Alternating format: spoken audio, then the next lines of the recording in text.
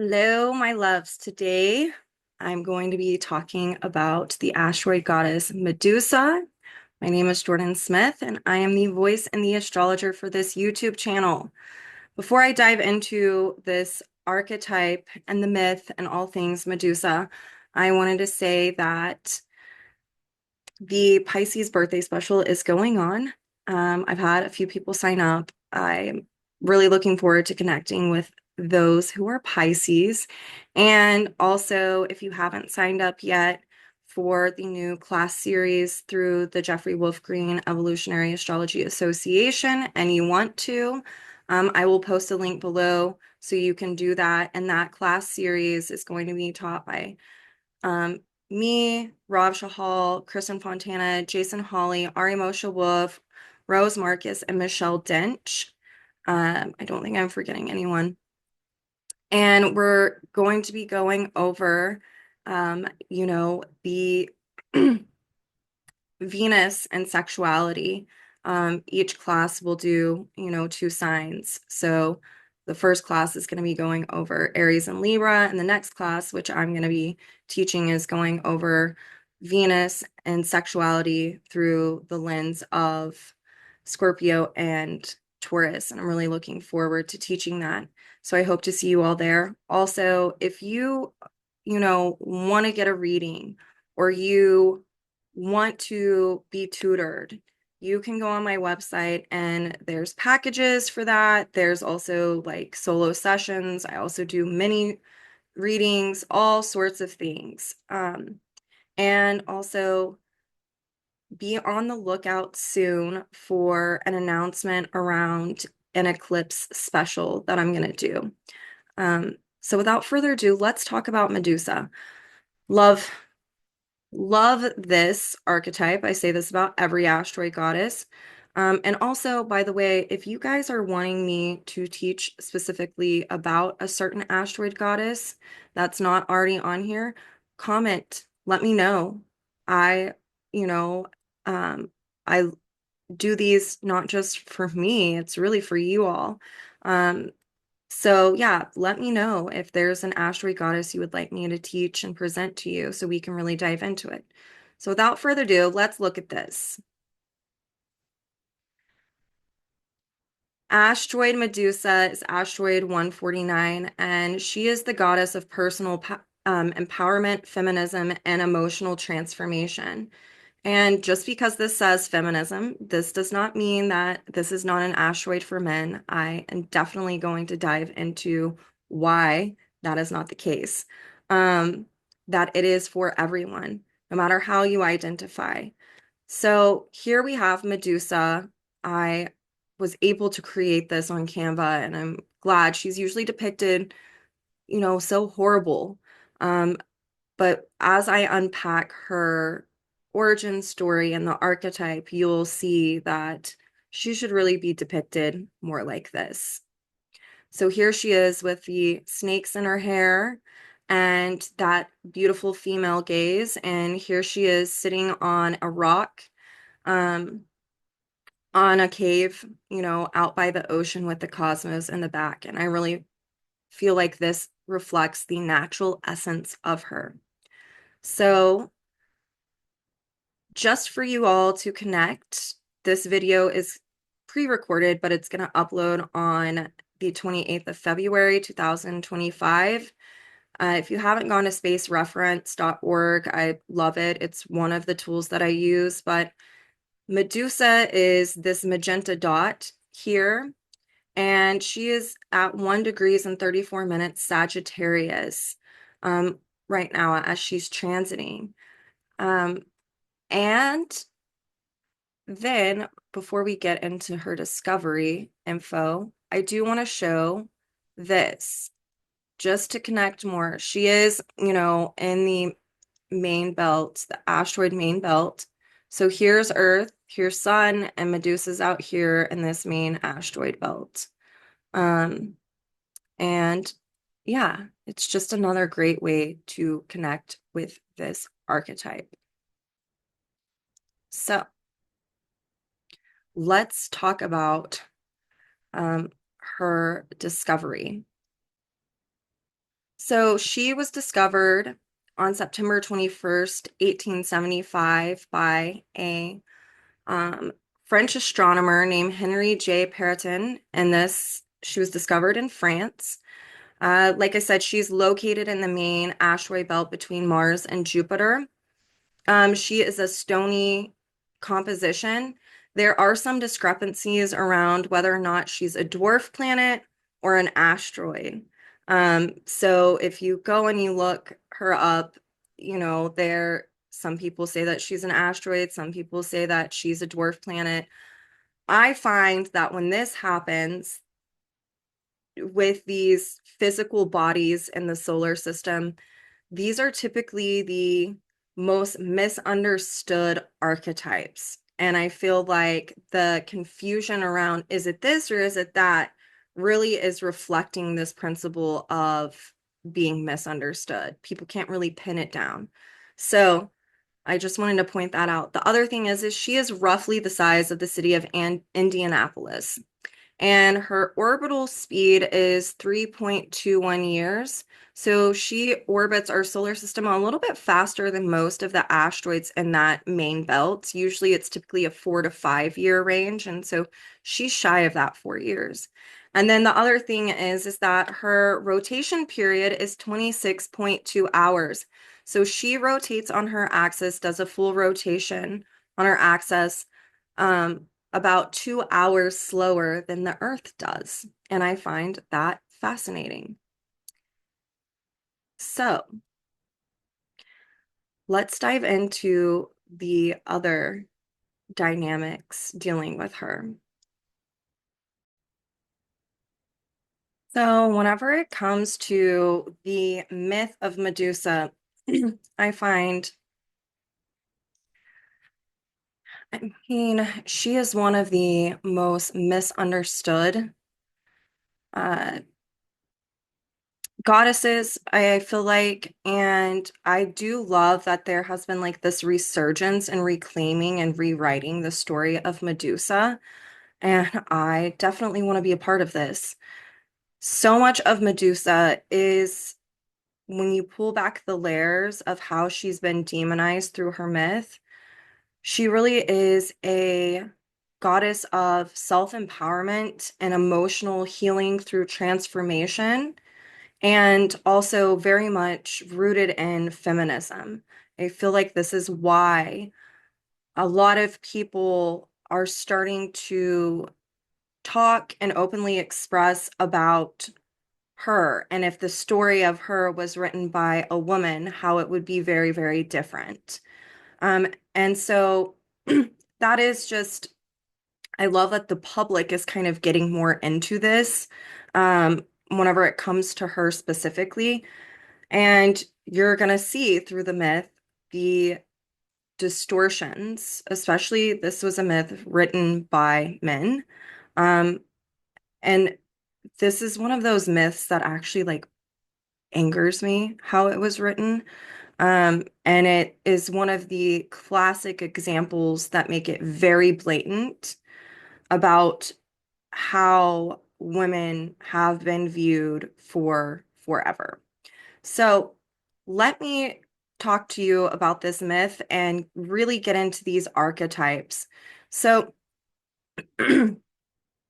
Medusa had several siblings, but two others really stand out. She was one of three Gorgon sisters, and the two sisters that were Gorgons with her were Uriel and Stheno, and they were the daughters of Phorcys and Ceto. And it's interesting because Medusa is the only one who was born immortal. I mean, born mortal, whereas her siblings were born immortal.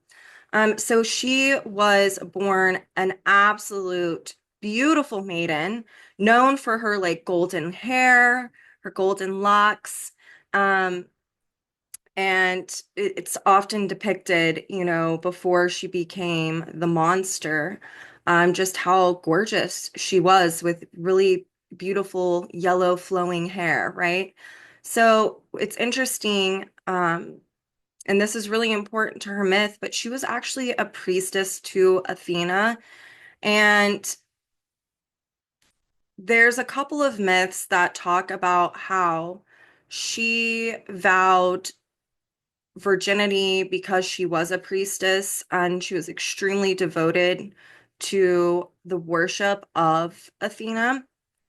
Um, and there's kind of two myths that play out, both very distorted patriarchal, and we'll dive into the archetype of this. But one of the myths is that, you know, a lot of men loved her beauty, wanted to be with her. She was very devoted, like I said, to her worship of the goddess Athena.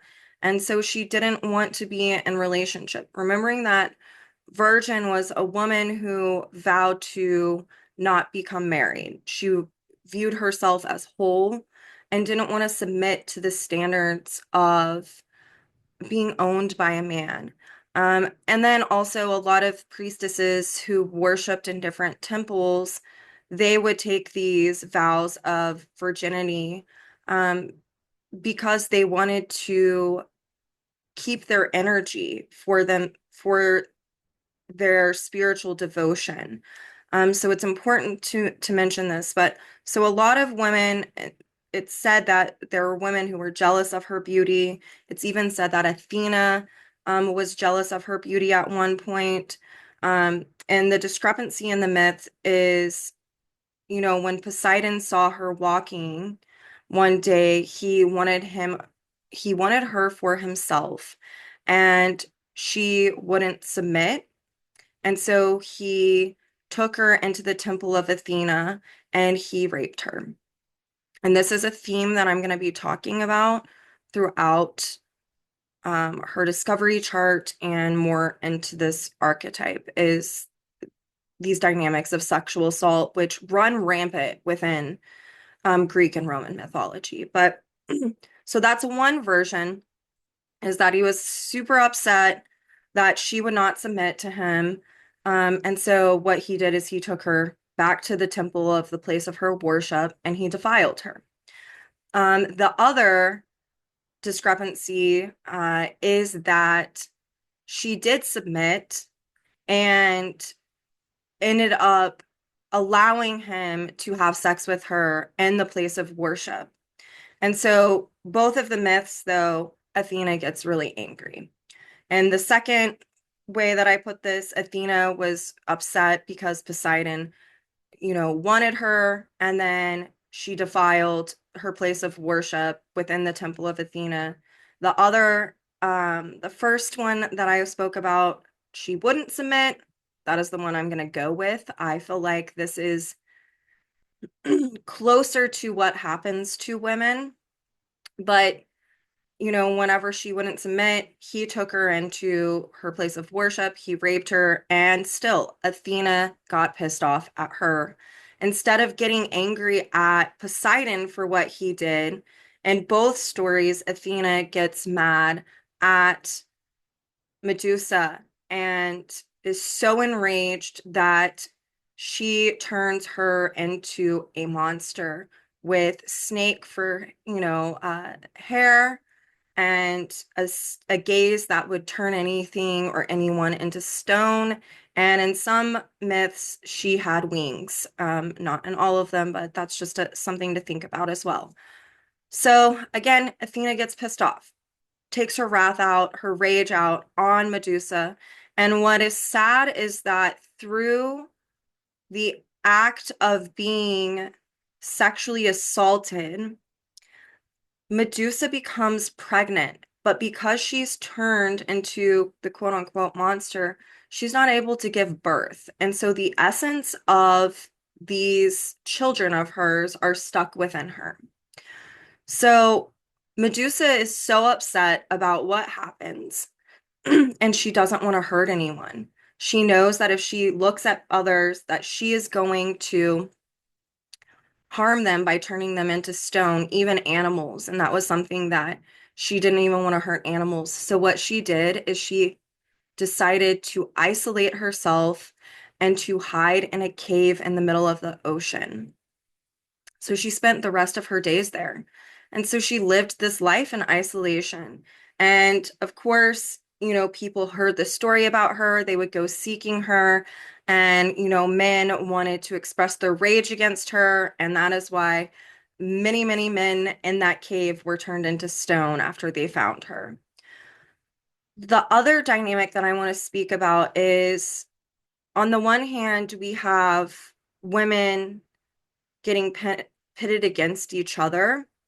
Athena releasing her rage, her wrath on Medusa for something that Medusa didn't do. She was sexually assaulted, and instead of her perpetrator, Poseidon, being held accountable and responsible, they held Medusa accountable and responsible.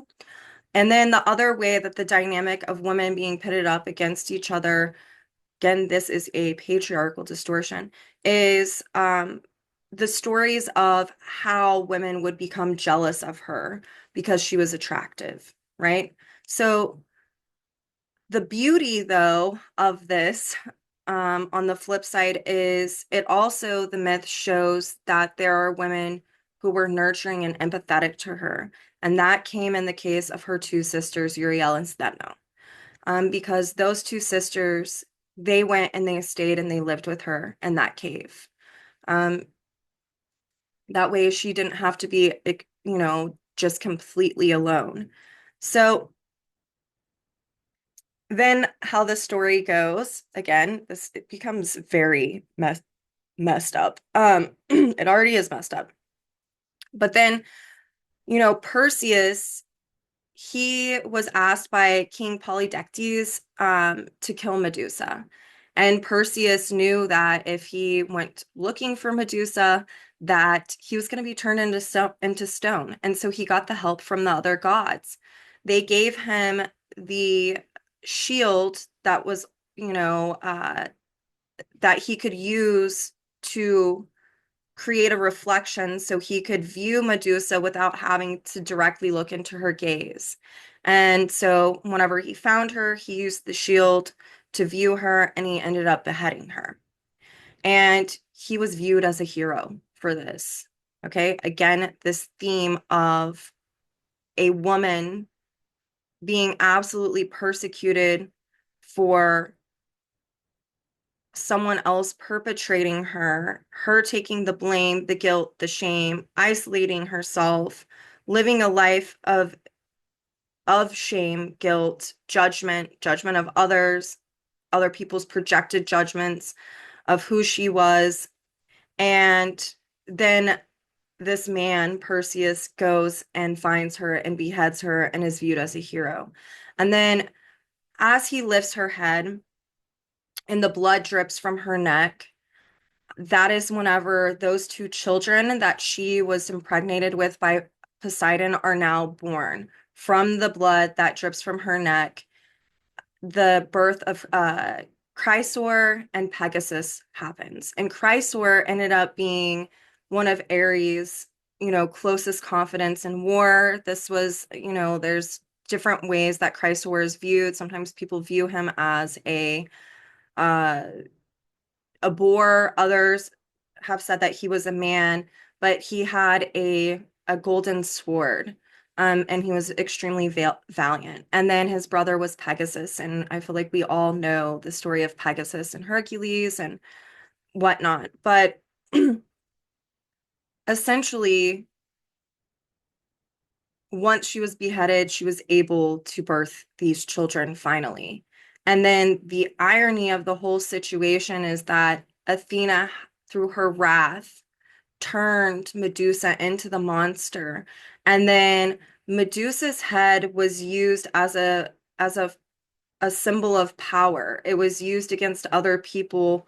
They kept her head. And then eventually Athena took her head um and pretty much implanted it upon her armor, and it was a sign of strength and regeneration and power. So that has a lot of layers to it as well. So when we really unpack this myth, this is a myth around that encompasses, through the archetypes, victimization, victim blaming, the patriarchal hate of women and punishment, jealousy, the layers of the distortions within the patriarchy, women being pitted against women.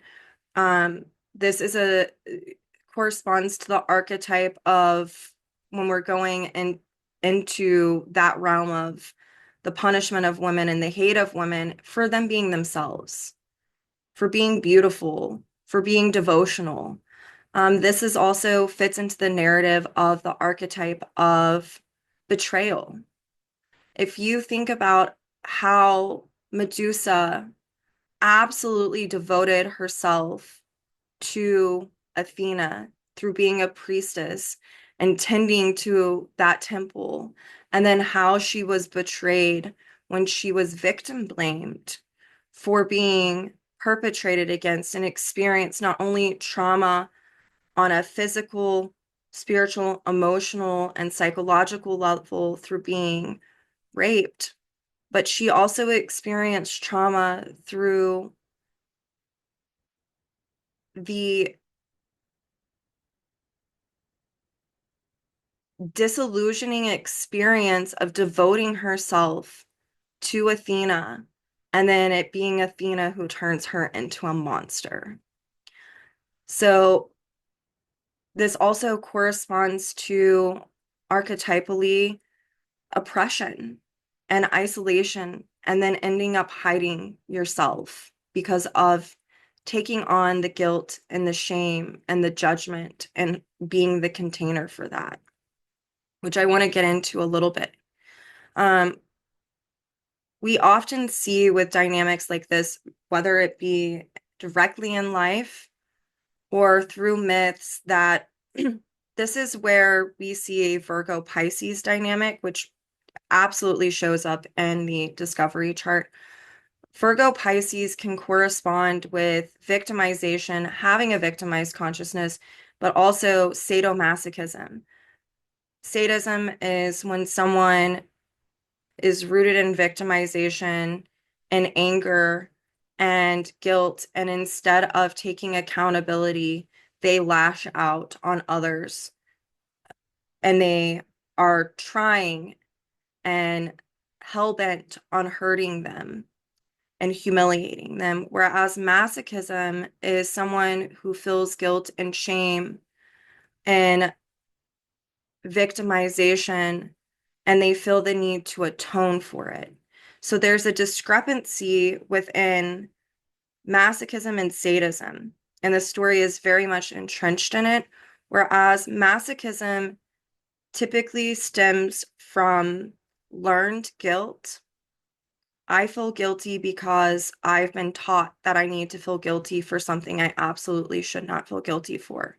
In this story, she was made to feel guilt and shame around her beauty and around being assaulted. And then you have the theme of sadism, which is earned guilt with an E. So natural guilt. And we all experience this, right? And we all have natural guilt, but we don't always turn into sadist. But in this story, you can see that there is the sadism component of Athena and Poseidon. They took out their anger on Medusa, and Poseidon was not held accountable. And so this is a theme that you see within sadism. Um, And another theme is this persecution, right? Which is also a Virgo Pisces dynamic. So how do we go from this story to understanding that this is an archetype of self-empowerment, feminism, and emotional transformation and healing? Well, we have to really look at the layers of the archetypal nature of what Medusa is representing, even through the art that we see of her or the stories that we're told. This is the dynamic of having to pull off the layers of the distortions. So when we think about the snakes on her head, this is the symbol of death and rebirth. the death of one thing, the rebirth of another. When we think of her blood dripping from her decapitated head and how it was able to birth children, we think of power and magic and regeneration. And, you know, her blood in myths has been revered as one, it could be poison, but it could also be very magical. And that is seen with her children being born through that. To me, that's also this symbol um of release, especially like the decapitation. That sounds so terrible, but the decapitation and then the birthing of her children was she was actually able to release what was being suppressed within through her isolation and becoming a monster, being turned into a monster. Um, so there's that as well. And then when we think about the archetypal nature of her gaze, I love the shirts that like have Medusa on them right now that is like, stopping the patriarchy with the female gaze, right? Or some kind of slogan like that. I love it. But that gaze to me, when we look at it in a non-distorted form, that is someone who has the ability to create boundaries or a resistance, not in a distorted way, but in a back off, in a way that speaks to boundaries. And then when we even think about Athena's armor, which has the head of Medusa implanted into it, um, it was viewed as a symbol of strength and power. And so we can use this as a way to view Medusa in a non-distorted way.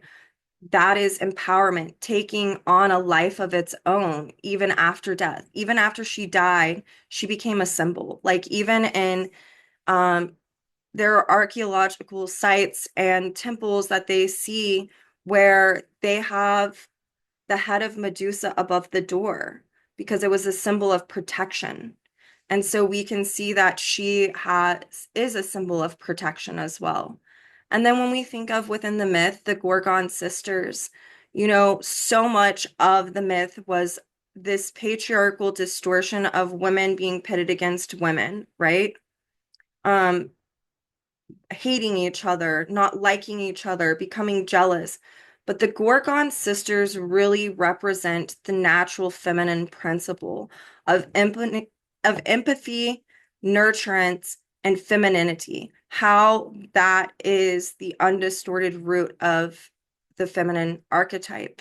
Empathy, nurturance, compassion, and unconditional love. Her sisters absolutely unconditionally loved her. It did not matter that she was turned into a monster. Um, and again, the birth after the beheading is really speaking to the power of transformation after liberation. So just to kind of overcap the distortions that we see and the natural expression, I'm going to give some keywords here. So it's feminism, regeneration, boundaries, autonomy, personal power, um, strength and resilience. And then on the flip side, this can be victimization, victimized consciousness, like sadomasochism, victim blaming, patriarchal hate of women and punishment of women, jealousy, martyrdom, hiding, um, and oppression. All right. And this is seen throughout the whole discovery chart. So now let's dig even further about this.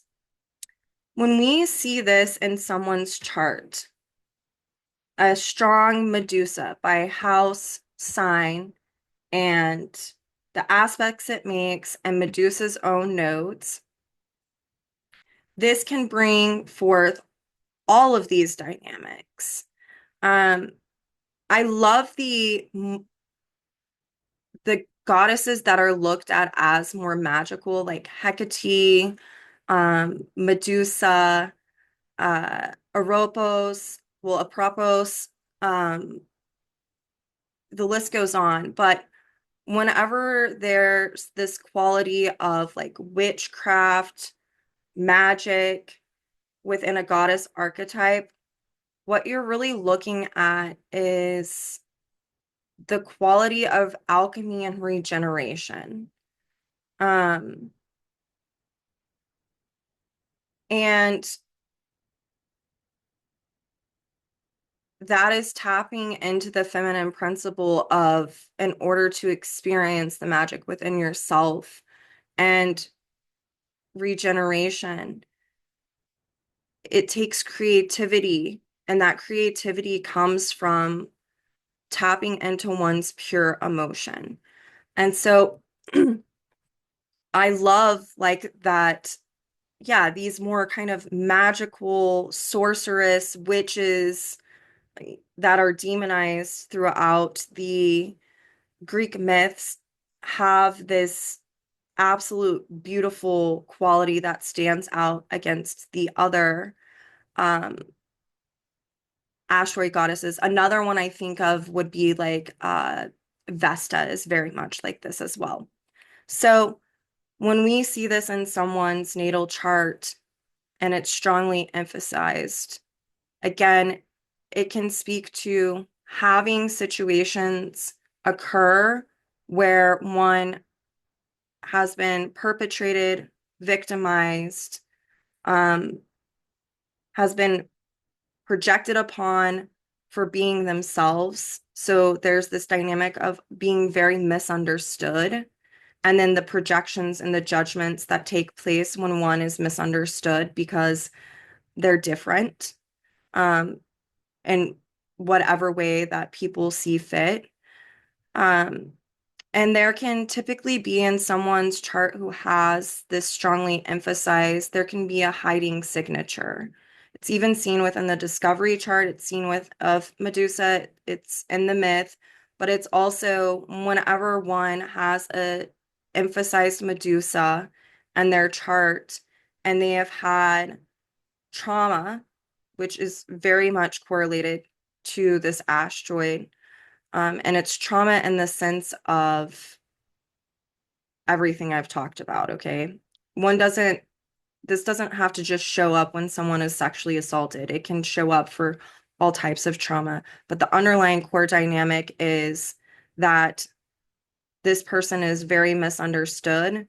And then when a traumatizing experience happens, they are the ones being held accountable for being being the victim, right?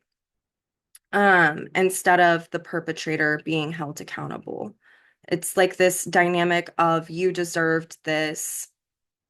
The reason why this happened is because of you being who you are, this, that, and the other.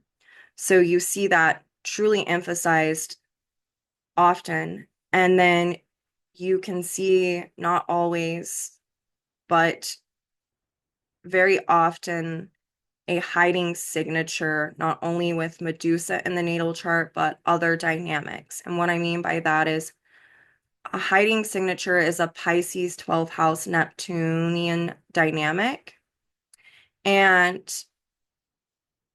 if someone has various traumas, um, either from this lifetime or prior lifetimes, and they decide, I don't want to be I don't want to let people know who I am anymore. I'm just going to act and I'm going to appear like everyone else. That way I don't have to experience this anymore. There's this dynamic of like self-preservation and then ending up isolating or hiding oneself. So how you'll see this in someone's chart is they'll have something really emphasized in their 12th house or with Pisces or Neptune along with Medusa. Like I have Medusa in my 4th house. And I have a North Node in Pisces in my 10th, ruled by Neptune in my 8th house. That is aspecting my Medusa. And then I have Mars in my 12th house. For me personally, that Mars in the 12th house, one of the ways that this has come out, and also that Neptune in the 10th, is I've had desires in this lifetime to not hide anymore. So I've had to deal with crisis um, around not hiding to kind of force me out of hiding. So that's a dynamic that you can see with someone. Um, Not always, but often with this emphasized in their chart. And the other thing that I want to speak about is it doesn't matter if you're a man or a woman or how you identify, you can still have this archetype strong in your chart. This can be even men. I am thinking of two people, and this is important for me to speak about. There are so much distortions around one's own femininity, whether that is an actual female or male. Um, and what I mean by this is when we are really tapped into that regenerative function of the essence of natural female energy, that someone, no matter what gender or how you identify, that is someone who is, when they're naturally expressing that, is able to tap into their emotional dynamics. There is not a suppression, repression, or a frozen dynamic on an emotional level, right? You're not keeping that down. You're able to tap into the pure emotion.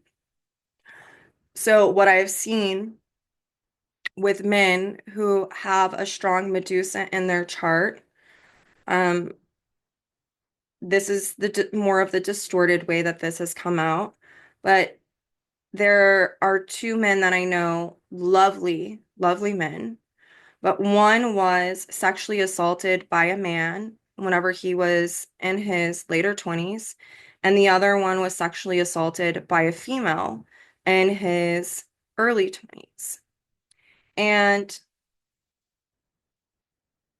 they don't talk to people about this.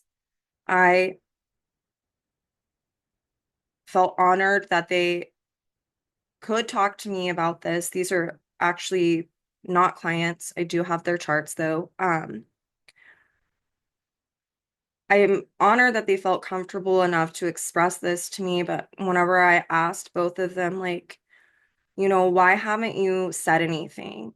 And gonna be personal here. I know the reason why they felt comfortable talking to me is because I am an open book and I've had a lot of experiences around femicide and domestic violence and sexual assault early on in my life. And I've been a staunch advocate about speaking up and out about this. Um, and just being really open because I experienced that feeling crazy and isolated and like no one could understand me. And what I realized is that this happens to so many people. And if you can talk about this, it helps other people not feel that way, that they're not alone. And it also helps to re-empower you as well if you're someone who's experienced this. So whenever I asked these two men, why didn't you talk about this? Like, I had an idea, but I wanted to not assume. The one who was sexually assaulted by a man, another man, his whole thing was he was afraid that this man was going to try to seek retribution. And he was also afraid of how people would judge him, especially around his own sexuality, because he is not queer and he is very accepting of queer people, but he was like, that's just like a whole dynamic of if I talk about this, I don't want to deal with people's judgments or projections. So he suppresses that assault. And then the other one, who was sexually assaulted by a female, this was someone who became intoxicated and was absolutely taken advantage of. Horrible story, not mine to share. Um, but whenever I asked him, Why don't you talk about this?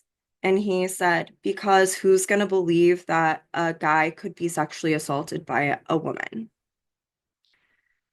And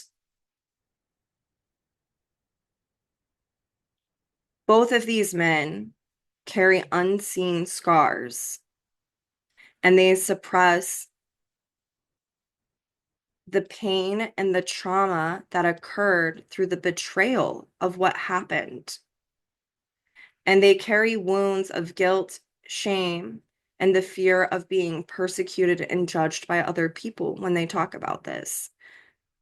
Both of them have very strong Medusas in their chart, and both of them have hiding signatures in their chart. So, the reason why I'm bringing this up is, again, Medusa is not always going to correspond to sexual assault, but this isn't just a female dynamic. These dynamics that I'm talking about, even with these men, these are the distortions that have happened within the feminine principle. And I'm not talking about them. I don't want it to come across as me victim blaming them. What I'm saying is a man doing that to another man has some type of distortion going on, not connecting to his own emotional dynamics. And then that is coming out all types of crazy where he is perpetrating other people. And this is probably a man, actually, not probably, I do know. This is a man who, you know, has children and has been married. And you've got to wonder what kind of distortions are going on to where he felt like he needed to do that to another man.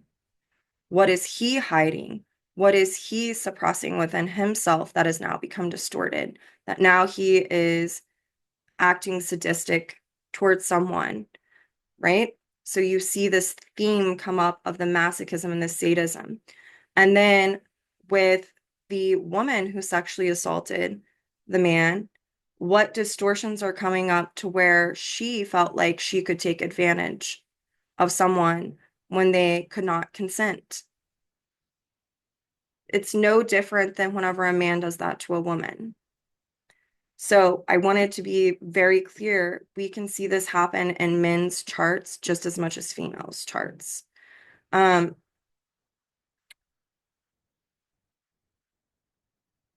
on the flip side of all of this,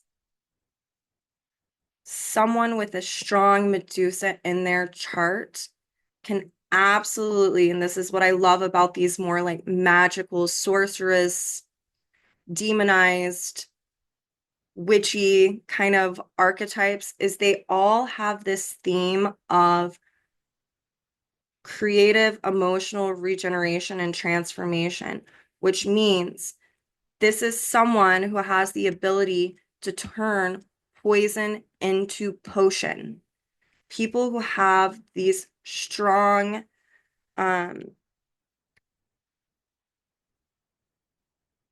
dynamics with Medusa, they can typically end up turning those experiences into empowerment, not just for themselves, but for others, right?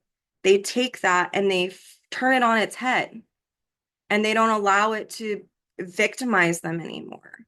They use it as a source of self-empowerment, where they're taking back their power. And that is the essence of feminism. And you can see that even with men as well. I've seen in some men's charts that have this strongly, is these are men who are, you know, speaking up on behalf of women, making sure that they are a role model, that men can have values that are rooted in giving, sharing, and inclusion, even around women's rights, right? Like, so you can even see that dynamic of a man being a natural feminist as well, because he's connected to that within himself. Um,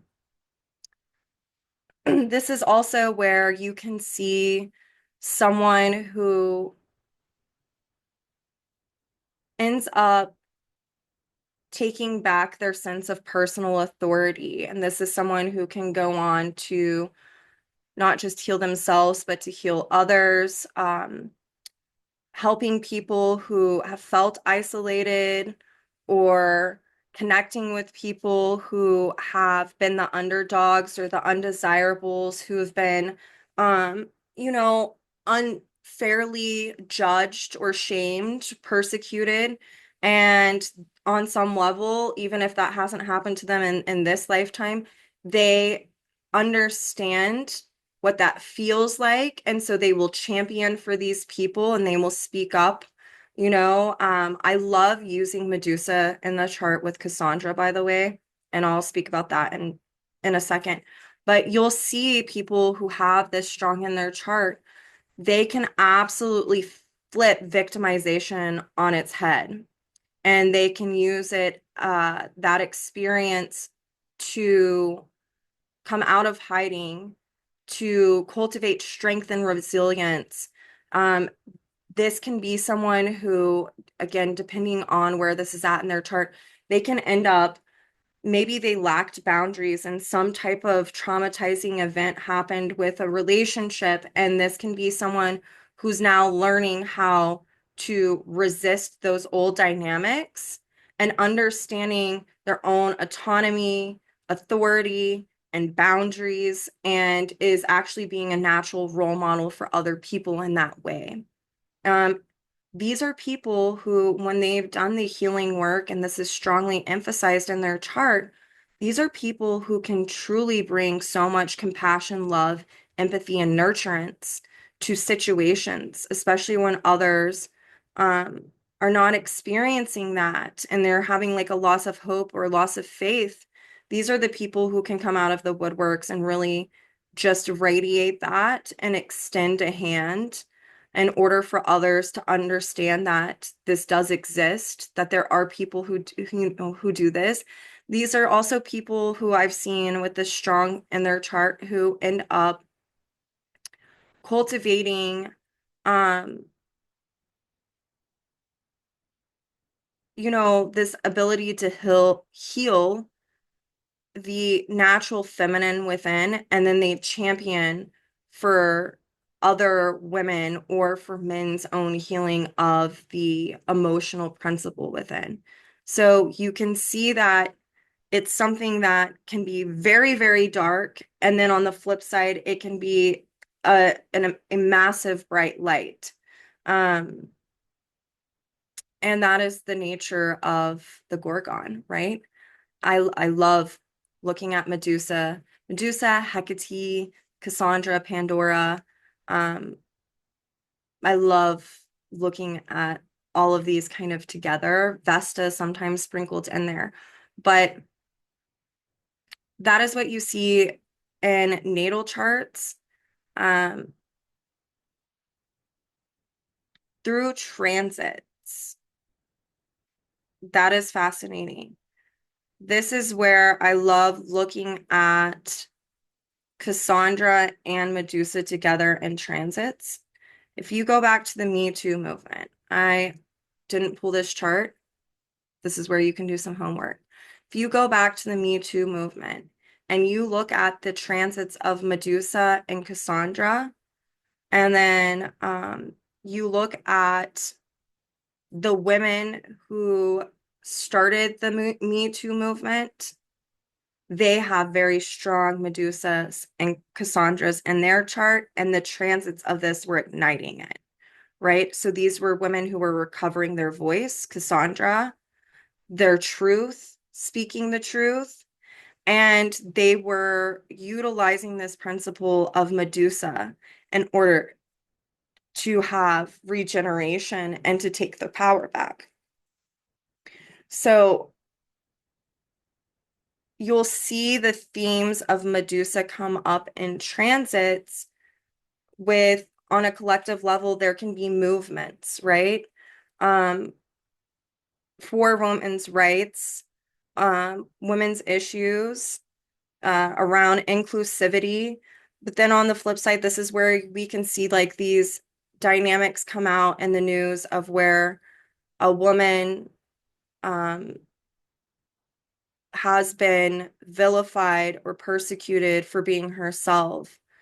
Go and look up some of the Black women who have been killed by police officers. Very strong Medusa. Why were they killed? For themselves, for the color of their skin, essentially, and being projected upon. Strong Medusa. Um, but things like this will come out in the news, and there'll be a big transit happening with Medusa aspecting something. Collectively, right now, Medusa's in Sagittarius. She just entered Sagittarius, and Sagittarius is about natural law whenever it's naturally expressed. So I have a sneaking suspicion, especially with what's going on in the world, especially what's going on in my neck of the woods in America, that more people are going to be speaking about the natural laws around giving, sharing, and inclusion around feminism, female rights, and it'll be interesting to see the men who step up and who challenge the status quo of their peers who are really rooting against that, who are wanting to be oppressive with women. Now, think about what's happening. Thinking about what's happening in the United States right now, they've already been taking away women's rights, but right now they are wanting to not have women be part of STEM or it's like the social dinosaurs are coming out because of Pluto and Aquarius, but they're wanting women to um, look at having babies and staying home instead of being independent and career women. There's a lot of political leaders that have just recently, this past week, since Medusa was entered Sag, been talking about this. Now, this is a distortion of natural law because Sag correlates, yes, with natural law, but it also corresponds with authenticity, honesty, sincerity, and truth. And a truth is very different than a belief. And on the flip side, Sag correlates with dogma around beliefs. People trying to convince and convert of their own beliefs. So here we have this principle of Medusa, where all of a sudden these men who have these very dogmatic religious beliefs around how women should be are now talking about this. Here's the interesting thing with this. Cassandra is in Pisces. Right now, she's at 7 degrees Pisces, which means technically Medusa and Cassandra are square each other. And Cassandra, this is it's entering a last quarter square, which is a crisis in consciousness, a crisis in belief, a need to act, but feeling scared to act because of a belief, something going on. And I'm scared. I'm terrified to talk. And Cassandra is about talking. It's about reclaiming voice in order to reclaim your inner relationship to self. These two asteroids are squaring each other. And Cassandra is in Pisces and is needing to not hide. So what do we think could happen during this transit? All of a sudden, people coming out of hiding and talking about their experiences around these dynamics as a way to heal Cassandra and Pisces and to reclaim their truth, Medusa and Sag, in order to regenerate and have emotional transformation. So be on the lookout of what could go on during this time. I find it highly fascinating.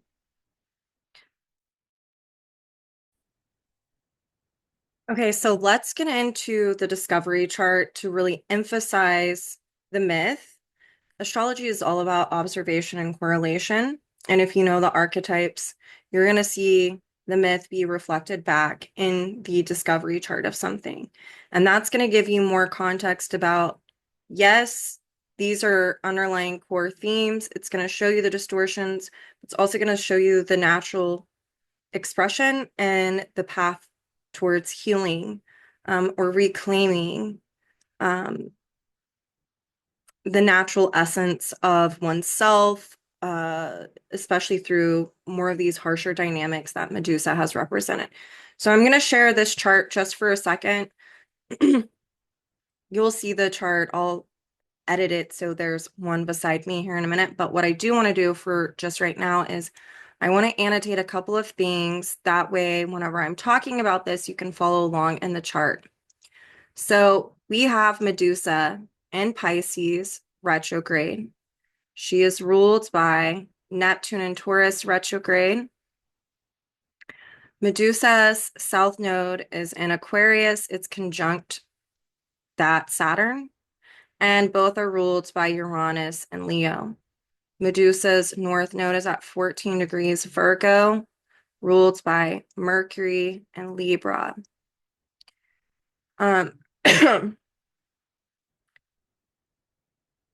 The ruler of her south node and the ruler of her north node are sextile to each other, and they form a yod with Medusa, meaning that Mercury is in conjunct Medusa and Uranus is in conjunct Medusa, and then they're connected by a sextile. That is good for me to point out here, and I want to point out a couple of other key signatures before I really dive into speaking about this. So, because this is evolutionary astrology, we always need to look at Pluto. Pluto's retrograde in Taurus, ruled by this Venus, which is in a balsamic conjunction to the sun. This is a noon chart. We don't know the time, so I can't speak to the houses. I can only speak to the conversations that they're having through aspect and then the signs that they're in, which also leads me to say that it is most likely that the moon is in Gemini. Actually, it would be. But what I will say is that there's not an accurate understanding of what this is aspecting, what it could be aspecting. But what we can say is a moon is in Gemini, and it is also ruled by that Mercury in Libra, which is important. The other thing that you need to understand is Pluto and Taurus retrograde as a bottom line dynamic with this chart, but there's a skip step here. And if you know evolutionary astrology, a skip step is whenever that Pluto has not been able to be actualized because there's a dynamic with the planet that is square the nodes, and there's a need for us to resolve this dynamic before Pluto can be actualized. So the resolution node for the Mars in Capricorn is the south node in Libra, which is also ruled by that Venus. And it's interesting because the north node is ruled by that Mars that is square these nodes. So I'll talk about that as well. Other thing that I'm going to talk about is you need to keep in mind that Mars is ruled by Saturn, which is conjunct the south node of Medusa. But Pluto is square the south node of Medusa and Saturn. And Jupiter is ruled by that Pluto, but Jupiter is in opposition to Neptune, which is Medusa's ruler. And Mercury is trining Saturn and that south node of Medusa, and Pluto is trining Venus and the sun. Okay, so let's break this all down, shall we? Let's stop this. So, what is this corresponding to? That is the question. Let's start first with going over the actual archetypes that are being highlighted in the myth and being reflected within this discovery chart. One, Pluto is like the foundation. Pluto is in Taurus. It is retrograde. Taurus is can be about self-preservation, because self-preservation is linked to the archetype of survival. And we will end up doing things for self-preservation to protect ourselves. And what did Medusa do to protect herself and others, quite frankly? Well, she went into hiding. And the hiding signature, remember, is a Pisces Neptunian 12th house dynamic. And Medusa is in Pisces, retrograde. Her ruler is Neptune, retrograde. So you can see that the dynamic of self-preservation was ignited because of trauma. Pluto squaring the south node of Medusa and Aquarius, which is conjunct Saturn in Aquarius retrograde. So trauma is the archetype linked to Aquarius, Uranus in the 11th house. But you can see different types of trauma with different planets or signs. Physical trauma is Saturn. And physical trauma can be like if someone is beaten up or, or they're raped. And that physical trauma is really seen with Saturn in Aquarius retrograde conjunct the south node of Medusa, and those are square to Pluto and Taurus. So she went into hiding for self-preservation after she had physical trauma happen to her. It's also speaking to Aquarius deals with projections, and Aquarius deals with someone's unique individuality. She was projected upon for her own individuality, and she was misunderstood, and trauma occurred in that way as well. And it became mental trauma. This is someone in the myth who had spiritual, emotional, mental, and physical trauma. So physical trauma, Saturn, mental trauma is an Aquarius, Mercury dynamic, which we know this Mercury is very prominent in this chart. And we also see emotional and psychological trauma is a Pluto moon dynamic. And spiritual trauma and emotional trauma as well deals with Neptune Pisces. So you can see that this is someone through the myth that experienced an immense amount of trauma where she went into hiding, Pisces, for self-preservation, Taurus. That Mars and Capricorn square the nodes. Mars is ruled by Saturn in Aquarius. But Mars and Capricorn is corresponding to the anger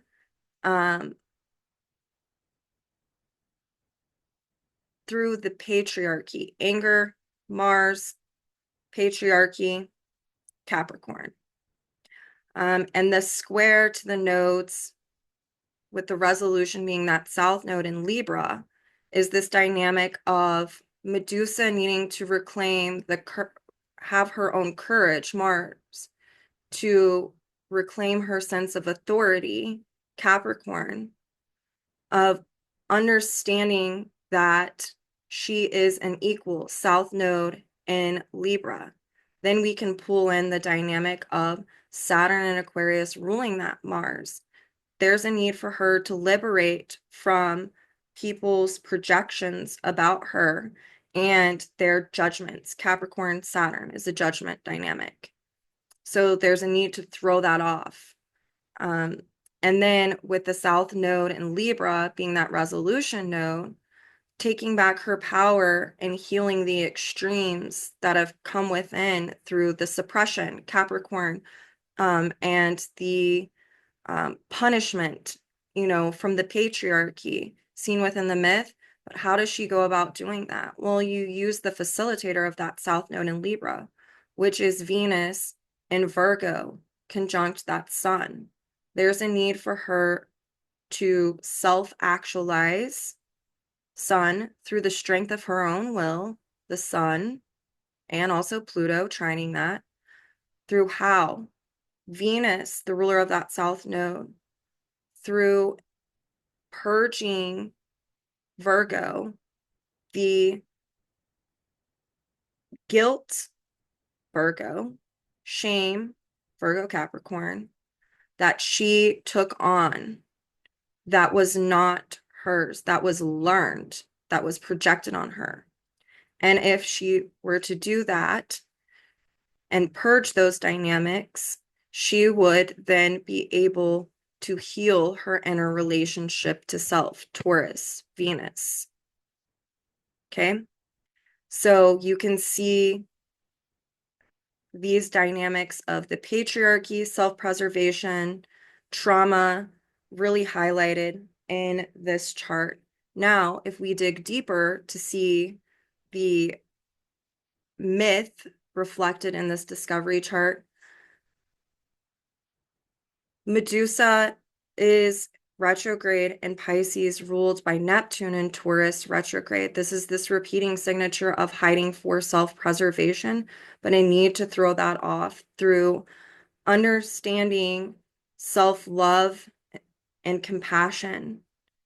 Neptune, Pisces.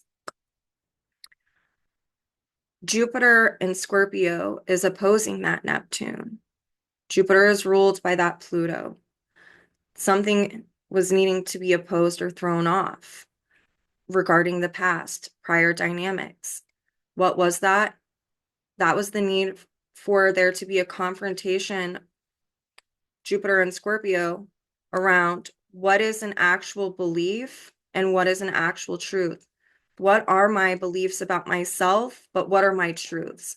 A belief is I should feel guilt and shame because this happened to me, but the truth is, no, this shouldn't have happened to me, and I'm still a person who is worthy of love, compassion, and in healing, right?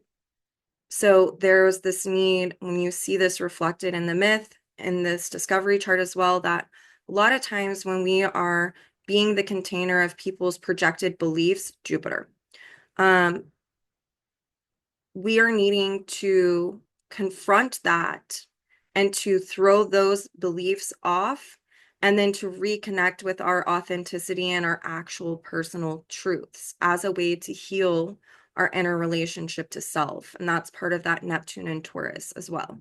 So then we see more of the archetype of there was an injustice that occurred because of the rage and the distortions of the patriarchy. Mars and Capricorn squaring the nodes with that resolution of that South Node in Libra.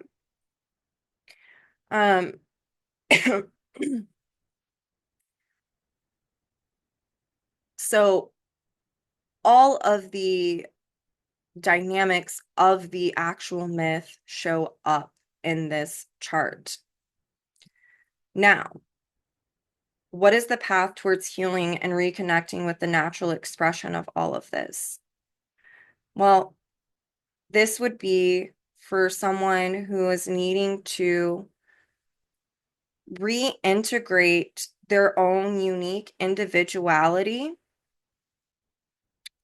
as a way to fortify and heal their inner relationship to self. Pluto and Taurus, retrograde, square, Saturn, and Aquarius, which is conjunct the South Node of Medusa. One's individuality is Aquarius. Leo is someone's the creative function that helps us understand our individuality. But our knowing who we are is something that helps us to heal self-esteem issues, which is a Taurus dynamic.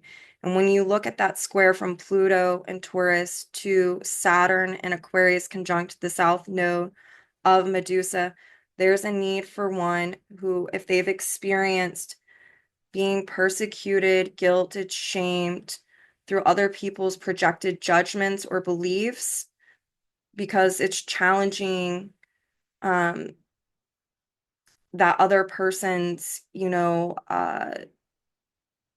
own beliefs by that person just being themselves. Well, the trauma that occurs dealing with that, one being made to feel guilty and shameful and gross and not worthy. And so one is needing to really liberate from these projections in order to reintegrate their individuality.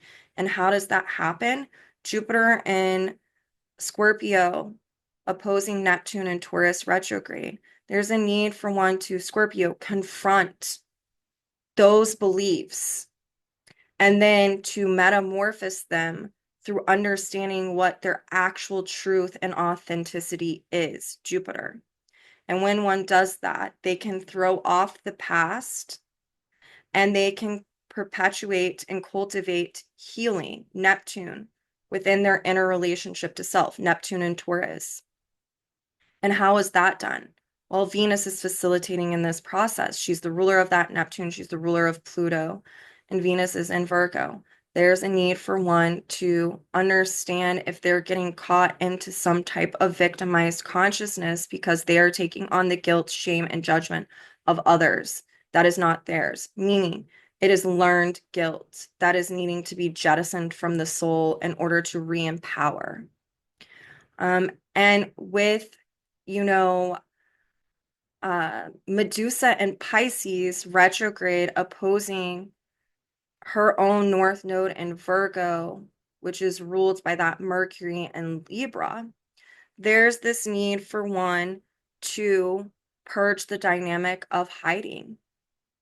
And how does one quit doing that? They need to have Piscean compassion for themselves in order for healing to happen. They need to unconditionally love themselves, Pisces, Neptune, in order to fortify that Taurus inner relationship to self. So one is having to absolutely purge the past, Virgo, purging of any type of sadomasochistic dynamics, any type of victimization or staying caught in a victimized state of mind. This is important for me to speak about because victimization, when one is being entrapped within that type of consciousness, is very nuanced. And the best way to understand that you are staying in a state of victimized consciousness is whenever you feel stuck and that you can't create an action or find a solution to what you're going through, or it's dependent upon another person to do it instead of you doing it yourself and just staying within paralysis of either criticizing yourself or criticizing the situation without making a change. That is the root of a victimized consciousness. And so there's a need for one to take Capricornian accountability for their own healing and also understanding what is accountability. Accountability is whenever I understand what's mine and what isn't mine. I'm not taking on everything. I can see what's mine, and then I can, throw off the rest. I'm not going to take it on as mine. So there's this dynamic here for a lot of people that they're needing to re-empower themselves through creating action. That's part of that Mars squaring the lunar nodes.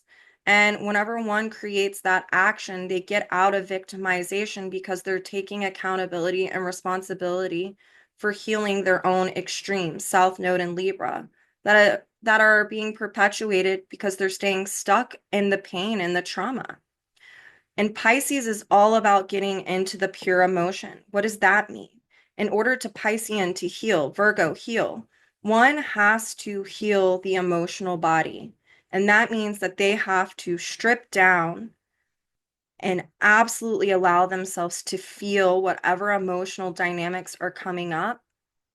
And that way they're not suppressing it. Because the suppression, Capricorn, can create the extremes and the imbalances, that South Node in Libra. And it can create someone staying stuck and making an excuse to not make a change, Virgo, these kind of dynamics that are popping up in this. chart. So it speaks to the myth, the archetype, the vulnerabilities where we can get stuck, self-esteem issues, Taurus, disillusionment, Pisces, Neptune, trauma, Aquarius, variety of trauma seen through the planets that I talked about, suppression, Capricorn, Saturn, the need to liberate from that, the need to purge, Virgo, where we have taken on guilt, shame, judgment that is not ours. That's not our responsibility. Our responsibility is to liberate from that because it's not true. Jupiter, right? And then with Mercury and Libra ruling the north node of of Medusa, there's a need for one to reclaim their own personal voice of authority. That's even seen with, Mars is squaring that Mercury. One sense of justice to absolutely liberate from the extremes of where there's been distortions in natural law around giving, sharing, inclusion, around a variety of gender issues or just in general, right? That affect each one of us through that type of conditioning, that type of learning. And then a need for us to reclaim our voice and to speak about whatever it is that we need to speak about or to change our thinking, where extremes have played out, where we need to purge that type of thinking, or how we've been intellectualizing our traumatic experiences, the need to not over intellectualize a traumatic experience, but to actually feel the pure emotion in order to heal it. And then intuitive guidance around how to create action can come forth. We won't feel so stuck. And with Medusa and Pisces retrograde and a yod with the rulers of her north and her south nodes, meaning Mercury and Uranus, this is really where someone is needing to tap into the pure emotion in order to then observe it, Uranus, for liberation to occur. They're going to have to do that through self-love, Leo, through the strength of their own will, Leo, and then through that, they can then change their own type of thinking that has perpetuated traumatic extremes within, stemming from the traumatizing experiences or the projections or the expectations that others have had of us. And whenever we fell short and weren't perfect, Virgo, Pisces, how trauma occurs. So this chart speaks to a lot of reclaiming our ability to express ourselves, right? There's the Pisces Gemini square with the moon. That moon is wanting us to nurture ourselves through expressing this, to not hold it in, to not suppress it, to not think that, to not perpetuate thinking that when we don't talk about things, that they'll go away. This is a chart that says part of the path to healing is to find some form, a creative outlet to express the hurt, the pain, the injustice, the grief, the sadness, the disillusionment of whatever crisis, Virgo dynamics that have created trauma within, and to find an outlet of expression in order to heal extremes that play out whenever we don't do that. And expression doesn't always have to be utilizing your voice. Medusa's in Pisces, and Pisces squaring Gemini can be nonverbal expression. It can be utilizing one's hands, painting, journaling, anything. But it's about finding some type of creative outlet in order to regenerate the healing that is necessary. Whenever we express ourselves in any type of way, verbally, non-verbally, it helps us to purge dynamics on an emotional level that keep us entrapped in our own thinking. in our own mind. And this chart is really speaking to this need for massive amounts of healing to occur through self-expression, through understanding one's truths as opposed to projected beliefs or what they've learned. And it's really about a sense of liberation and re-empowerment, taking something really awful and turning it into a potion. What was once the poison can be turned into the potion.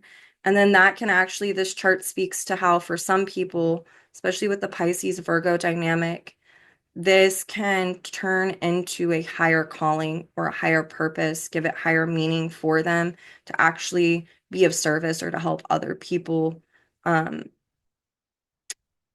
They could be like a soul teacher, Jupiter and Scorpio, because they have been there. They understand what it feels like, and they've been healing their own emotional dynamics at a soul level.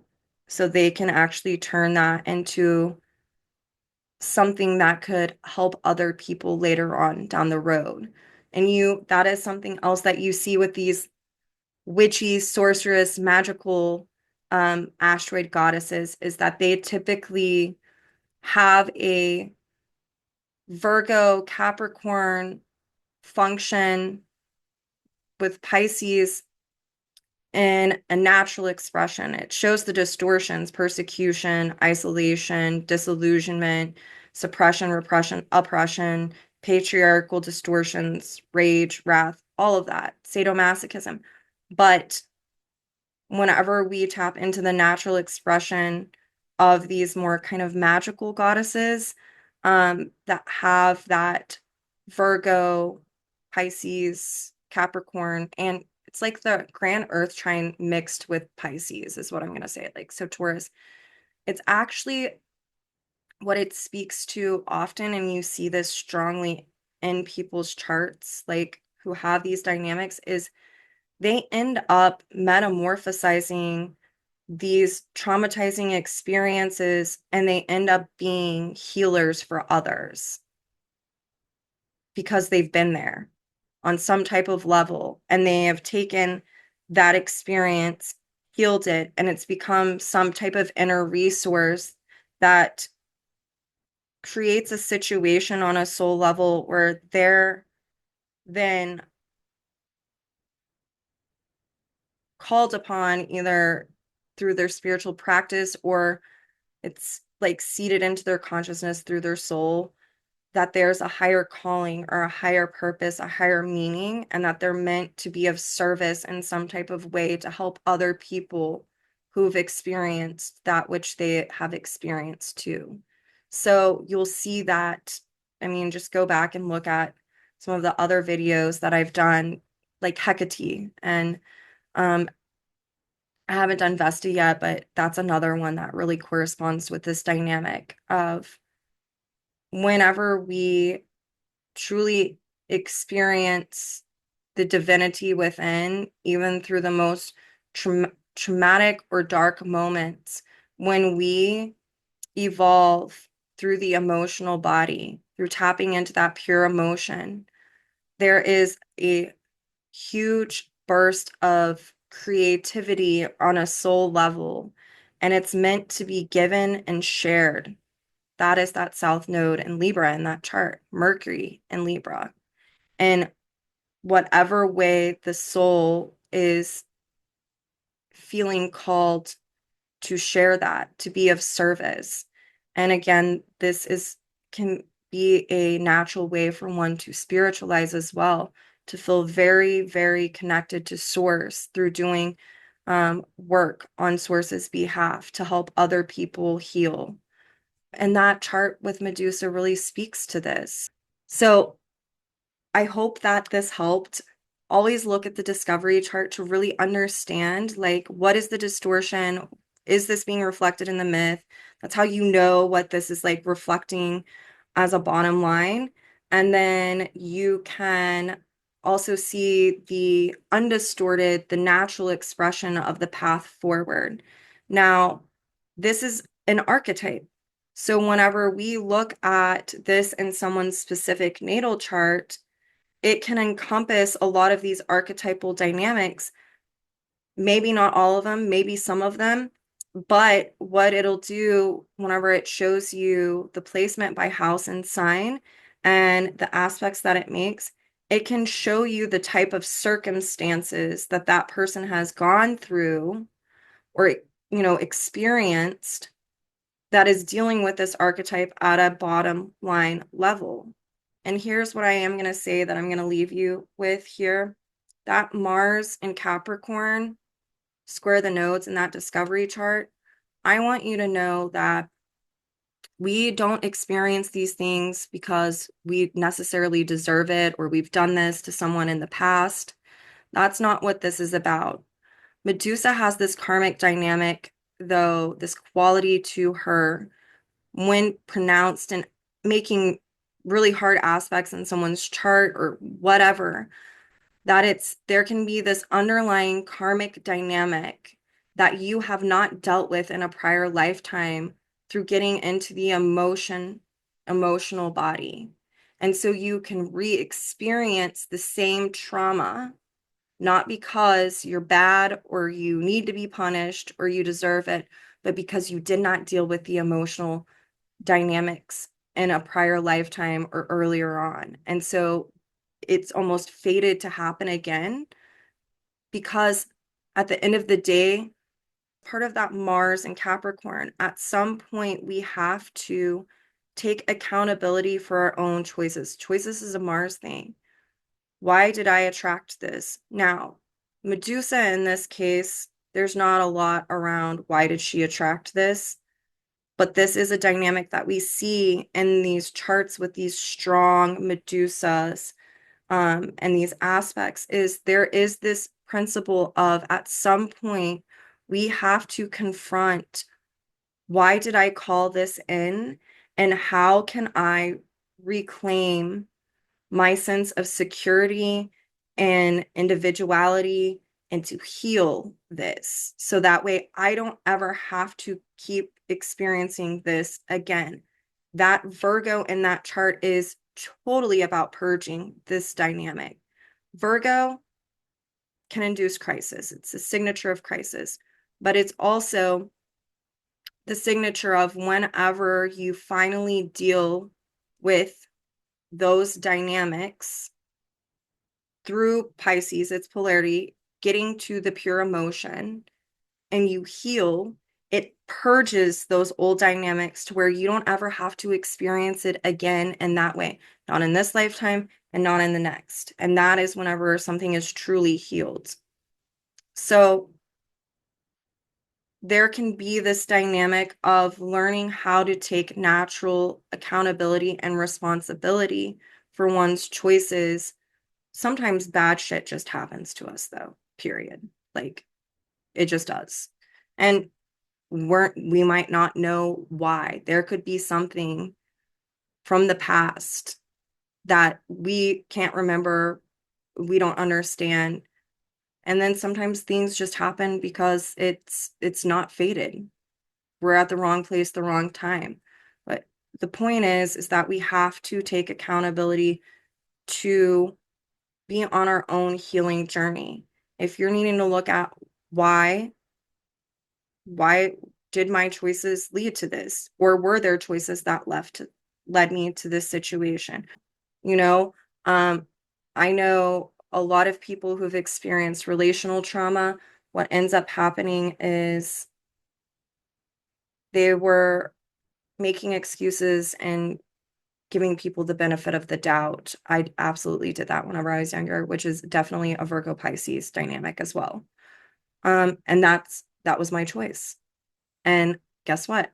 Now I use discernment and correct judgment, because I have wisdom around it now. So that's even in that discovery chart. So there is this absolute path of healing and transformation and empowerment, especially within the feminine principle within all of us dealing with Medusa. But there is this quality of learning discernment, correct judgment, and getting back in touch with one's pure emotions in order to heal. So I hope that this was helpful for you all. Of course, if this really connects with you and you're wanting to do a deep dive and you need an astrologer to look at it, and you want to talk about it, reach out, book a session, and I would love to be a witness to, whatever it is that maybe you need to express or to understand. And until next week, happy healing, my friends.